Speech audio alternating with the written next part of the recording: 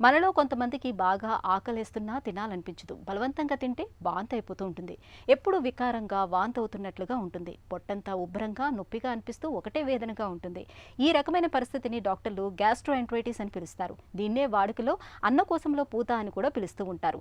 Gastroenteritis తోటి బాధపడుతున్నప్పుడు ఉపశమనం పొందడానికి ఏం చేయాలో, ఎలాంటి జాగ్రత్తలు తీసుకోవాలో ఇప్పుడు తెలుసుకుందాం. గ్యాస్ట్రో ఎంటరైటిస్తో బాధపడుతున్నప్పుడు పొట్టలో మంట, పొట్టంతా ఉబ్బరించినట్లుగా ఉండటం, ఆకలి లేకపోవటం, ఎప్పుడూ వాంతి వస్తున్నట్లుగా వికారంగా ఉండటం వంటి ఇబ్బందులు కనిపిస్తూ ఉంటాయి. ఈ బాధల నుంచి ఉపశమనం కోసం చాలినంత విశ్రాంతి తీసుకోవాలి. బాధలు మరీ తీవ్రంగా ఉన్నప్పుడు కొద్ది గంటల పాటు ఏమీ తినకుండా ఉండాలి.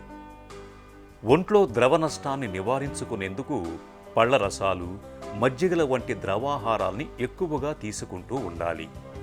వాంతులు, వికారం తగ్గాయనిపించినప్పుడు తేలికగా జీర్ణమయ్యే అరటిపండు, ఇడ్లీ, బ్రెడ్ వంటి ఘనాహారాల్ని తీసుకోవటాన్ని మొదలుపెట్టాలి. కాఫీ, టీ, కోలా పానీయాలకు ఎంత దూరంగా ఉంటే అంత మంచిది.